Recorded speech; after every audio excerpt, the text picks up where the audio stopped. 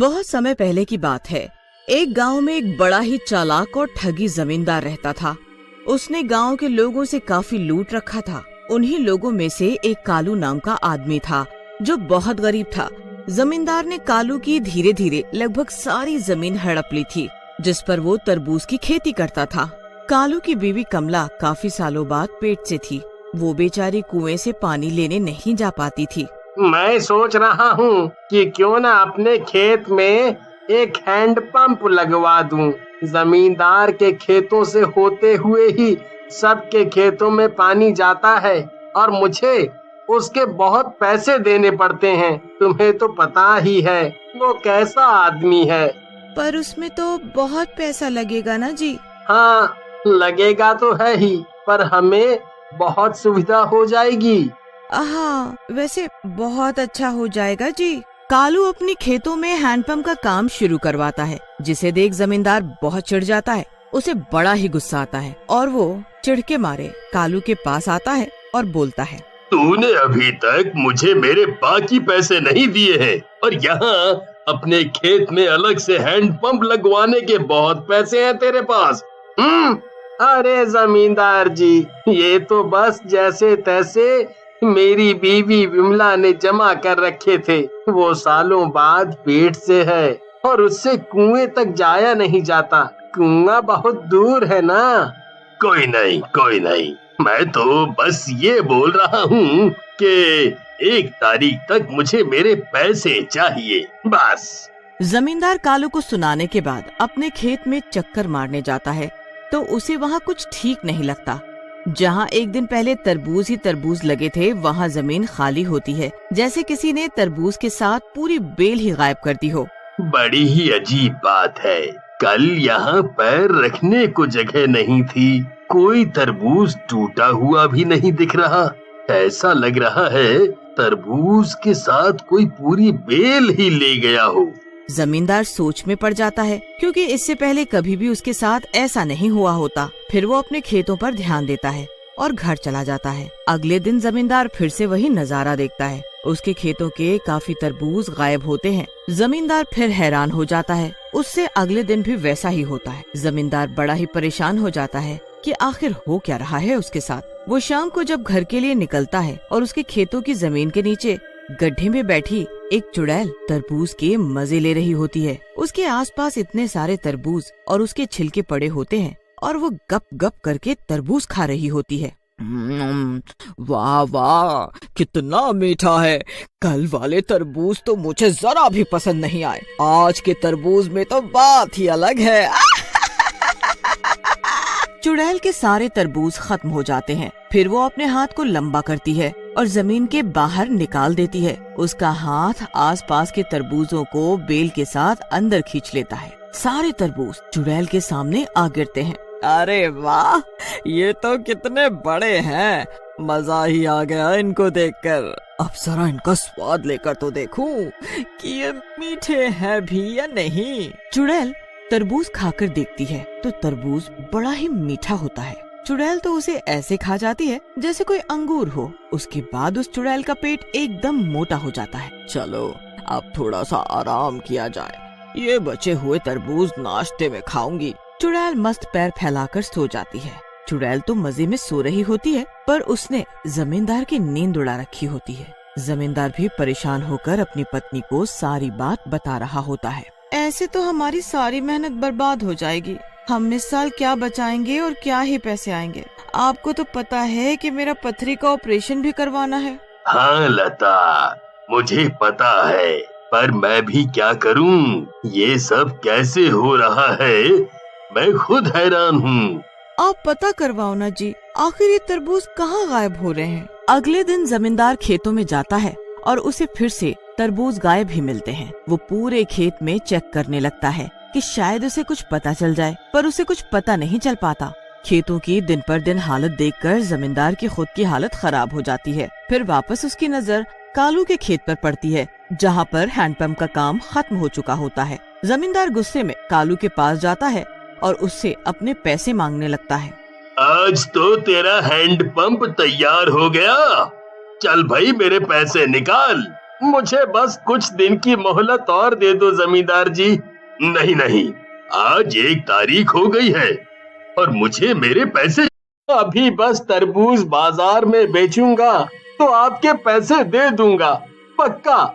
नहीं भाई नहीं, आज के आज पैसे चाहिए मुझे, वरना ये बची खुची जमीन भी मेरी हो जाएगी। तूने खुद कागज पर साइन किए हैं। ये खेत की जमीन 1100 गज है और मुझे आपको 1000 गज देनी है ना, तो मैं आपको उधर की जमीन देता हूँ। ये हैंडपंप वाली जमीन मेरी रहेगी। हाँ हाँ, रख ले इस हैंडपंप और 100 गज जमीन को। कालू अपने हैंडपंप के पास आकर बैठ जाता है और रोने लगता है। उसे समझ ही नहीं आ रहा होता कि वो आखिर घर किस मुंह से वापस जाए। कुछ देर बाद वहाँ बिमला खुद हैंडपंप से पानी भरने आ जाती है। हो क्या गया जी हैंडपंप प्यारे, देखो मैं आ गई पानी भरने, पर आप यहाँ क्यों बैठे हो? खेतों में काम क्यों नहीं कर रहे? जमींदार आया था अभी अभी और मैं आज उसके पैसे वापस नहीं कर पाया, इसलिए उसने सारी जमीन ले ली। बस यही हैंडपंप और 100 गज जमीन बची है अब हमारे पास। हे भगवान, अब हम क्या करेंगे? विमला ये बात सुनकर चक्कर खाकर गिर जाती है। कालू उसे देखकर घबरा जाता है और जल्दी से हैंडपंप चलाकर उससे पानी निकालने लगता है। कालू हाथ में पानी लेता है तो वो बिल्कुल लाल रंग का होता है। वो जल्दी जल्दी में वही पानी बिमला को पिला देता है। बिमला उसे पीकर एकदम ठीक हो जाती है। तुम ठीक तो हो ना? हाँ जी, बिल्कुल ठीक हूँ, पर आप इतनी जल्दी तरबूज का रस कहाँ से ले आए? कालू फिर से हैंडपंप चलाता है और पीकर चेक करता है तो वो एकदम मीठा ठंडा तरबूज का रस ही होता है। अरे वाह, ये तो सच में तरबूज रस ही है। ये कमाल कैसे हो गया? हैंडपंप से तरबूज रस निकल रहा है। क्या सच में? हमारे हैंडपंप से तो तरबूज रस लगता है भगवान से हमारी परेशानी देख ही नहीं जा रही, इसीलिए उसने ऐसा किया। कालू और बिमला खुशी से झूम उठते हैं। अब मैं यहाँ कल ही एक बोर्ड लगवाता हूँ जिस पर लिख दूंगा 1 रुपए में 1 गिलास तरबूज रस। बस फिर कालू ऐसा ही करता है और अगले दिन एक बोर्ड हैंडपंप के पास लगवा देता है। जब गांव वालों को पता चलता है कि कालू के हैंडपंप से तरबूज का रस निकल रहा है तो सब वहाँ तरबूज का रस पीने आते हैं। हरिया जब 1 गिलास तरबूज रस पीता है तो उसका मन ही नहीं भरता। वो 2-3 गिलास ऐसे ही पी जाता है। वो क्या, वहाँ आए सभी लोग 2-4 गिलास तरबूज रस पीकर जा रहे होते हैं। धीरे धीरे पूरे दिन में कालू की अच्छी खासी कमाई हो जाती है। अब कालू और बिमला दोनों वहीं बैठकर पैसे गिनने लगते हैं। अजी, ये तो काफी अच्छी कमाई हो गई। नीचे जमीन में बैठी चुड़ैल सब सुन रही होती है। सब कुछ मैंने किया और जरा देखो तो ये लोग भगवान का शुक्रिया कर रहे हैं। हद हो गई, काम कोई और करे और तारीफ किसी और की। भलाई का तो जमाना ही नहीं रहा। कालू और बिमला घर के लिए निकल जाते हैं। उसके बाद चुड़ैल को फिर से तरबूज की भूख लगती है। वैसे वो जमींदार के खेत के लगभग सारे तरबूज खा चुकी होती है और एक कोने में बस कुछ ही तरबूज बचे होते हैं। चुड़ैल उनको भी जमीन के नीचे बैठी बैठी अंदर को खींचने लगती है। इतने में वहाँ कालू और बिमला वापस आने लगते हैं। आप भी बहुत भुलक्कड़ हैं, खाने का डिब्बा वहीं भूल आए। बिमला और कालू खेतों में आते हैं कि उनकी नजर जमींदार के खेतों पर पड़ती है। वो दोनों की आंखें फटी की फटी रह जाती हैं। फिर वो एक दूसरे की तरफ देखते हैं। ये क्या हो रहा है जी? दोनों मिलकर कसकर तरबूज की बेल पकड़ लेते हैं। अब चुड़ैल अंदर से बेल खींचने लगती है और कालू बिमला ऊपर से। अरे ये बेल बीच में कहाँ अटक गई? लगता है बाहर निकलकर देखना ही पड़ेगा। चुड़ैल जमीन के ऊपर आती है तो कालू और बिमला उसे देखकर चिल्लाने लगते हैं। बचाओ बचाओ बचाओ! चुड़ैल, तुम यहाँ खेतों में क्या कर रही हो? मैं इस खेत के नीचे जमीन में रहती हूँ। मैंने बस तरबूज खाकर अपना पेट भरा है और ये जो तुमने आज इतने पैसे कमाए हैं ना, वो भगवान की कृपा से नहीं बल्कि मेरी मदद से कमाए हैं, समझे? जब मैं जमीन के अंदर बैठकर तरबूज खाती थी तो वहाँ पड़े बीजों से और भी तरबूज निकल आए और उन तरबूजों में एक तरबूज इतना बड़ा है कि तुम सोच भी नहीं सकते। बस फिर वो जो तुमने हैंडपंप लगवाया है ना, वो उसी के ऊपर लगवा दिया और तुम्हारे हैंडपंप से तरबूज रस निकलने लगा। ये सब मेरी वजह से हुआ है। तुम्हारी वजह से ये तो बहुत अच्छा हो गया, वरना आज हम बिल्कुल बर्बाद हो चुके थे। उस जमींदार ने हमारी सारी जमीन हड़प ली और कुछ नहीं छोड़ा था। तुम चिंता मत करो, मैं इस जमींदार के खेतों में कभी तरबूज लगने ही नहीं दूंगी। चुड़ैल कालू की ऐसे ही मदद करती है, जमींदार को सबक सिखा। एक गांव में छुटकी नाम की लड़की रहती थी। उस बच्ची की माँ बचपन में ही मर गई थी। इस कारण उसके पिता रामू भी उससे ढंग से बात नहीं करते थे। छुटकी, ओ छुटकी, कुछ काम धाम भी कर लिया कर, मनहूस कहीं की। एक तो पैदा होते ही अपनी माँ को खा गई और अब मेरी छाती पर मूंग दलने बैठी है। छुटकी रोते हुए कहती है, पिताजी, अगर माँ मर गई तो इसमें मेरी क्या गलती है? मैंने तो अपनी माँ की शक्ल तक भी नहीं देखी, वो कैसी दिखती थी। इस पर रामू को गुस्सा आता है और छुटकी को एक थप्पड़ मार देता है। छुटकी रोने लगती है। रामू वहां से चला जाता है। तभी रामू की माँ बिमला, पिता छोटे और उसके भाई शामू भी वहां आ जाते हैं। मनहूस यहीं टेसुए बहाती रहेगी या फिर कोई काम भी करेगी? मर भी नहीं चाहती कि मैं अपने रामू की दोबारा शादी कराऊं। ऐसा कहकर बिमला उसे डांट देती है। शामू भी जोर जोर से हंसने लगता है। इस पर रामू के पिताजी को गुस्सा आ जाता है। हे भगवान, तुम तीनों कैसे पत्थर दिल हो, जो इस छोटी बच्ची पर भी दया नहीं आती। अगर बहू मर गई तो इसकी क्या गलती है? तुम लोगों को तो इसे प्यार देना चाहिए और तुम लोग इसे दुत्कार देते हो। तुम तो चुप ही रहो जी, ज्यादा इंसानों के देवता ना बनो, नहीं तो रात में खाने को नहीं मिलेगा। और तू खड़ी खड़ी क्या देख रही है, भाग यहाँ से। ऐसा कहकर रामू की माँ छुटकी को वहां से भगा देती है। छुटकी रोते रोते गांव के बाहर नदी किनारे जंगल में चली जाती है। आज अगर मेरी माँ जिंदा होती तो ये लोग मुझे ऐसे गंदा गंदा नहीं बोलते। मेरे खुद के पिताजी भी मेरा ख्याल नहीं रखते। इससे अच्छा तो ये होता कि मैं पैदा होते ही मर जाती। तभी छुटकी के सिर के ऊपर पेड़ में से कुछ डरावनी आवाजें आती हैं और एक चुड़ैल उसके आगे आकर खड़ी हो जाती है।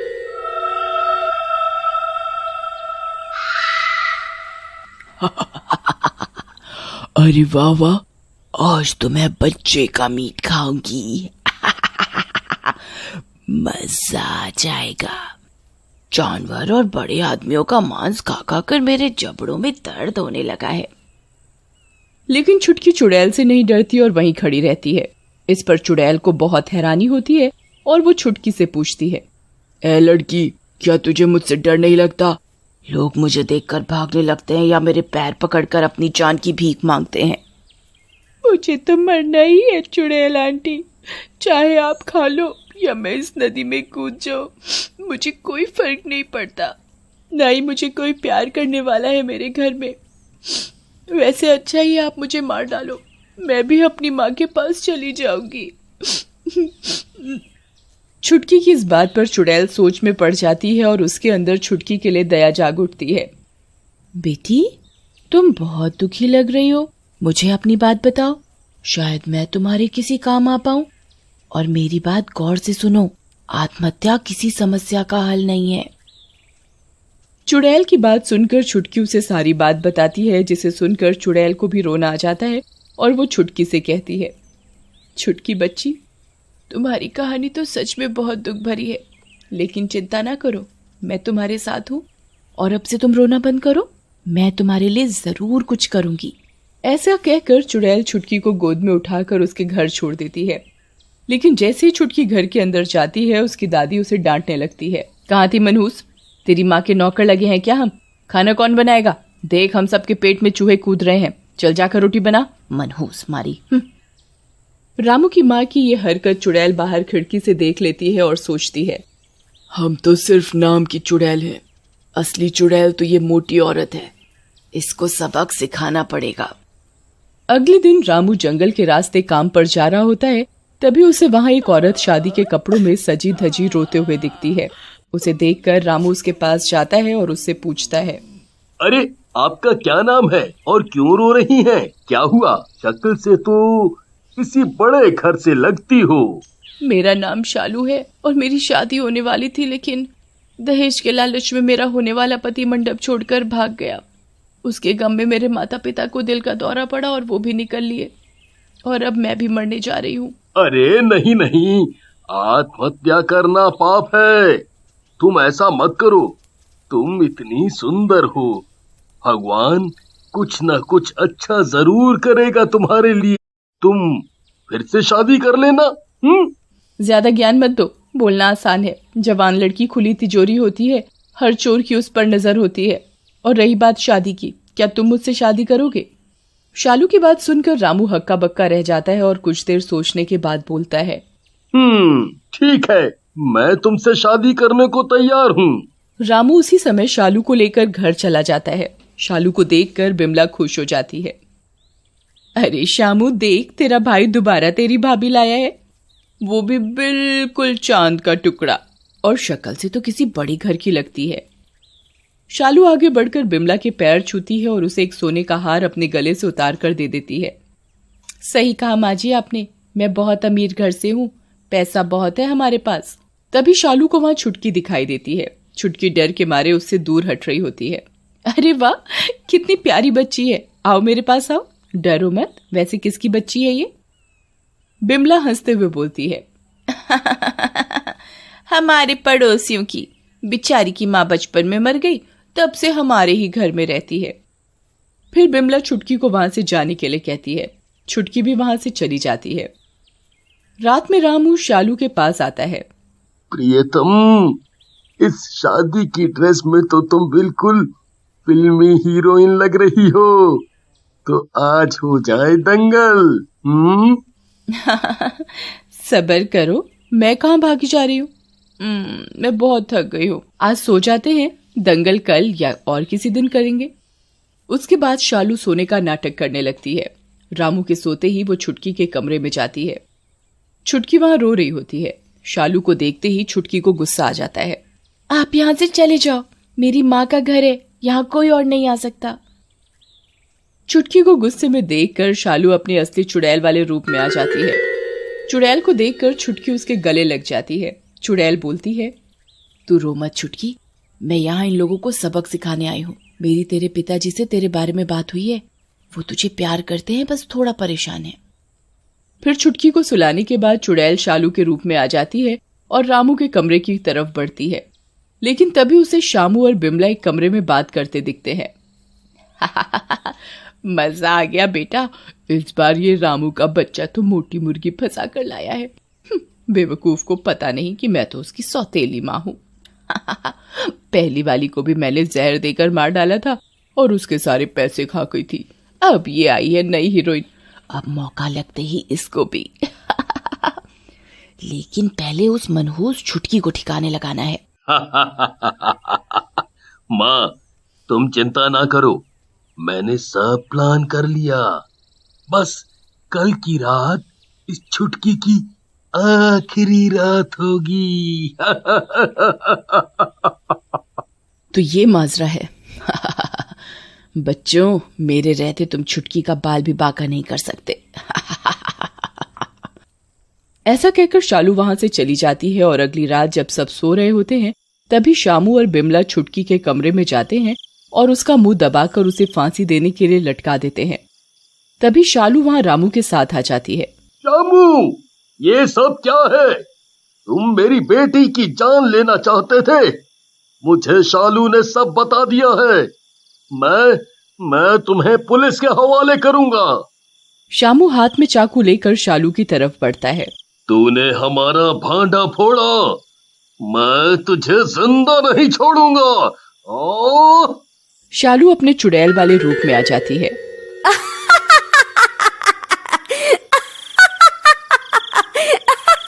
मरे हुए को क्या मारेगा तू? हाँ,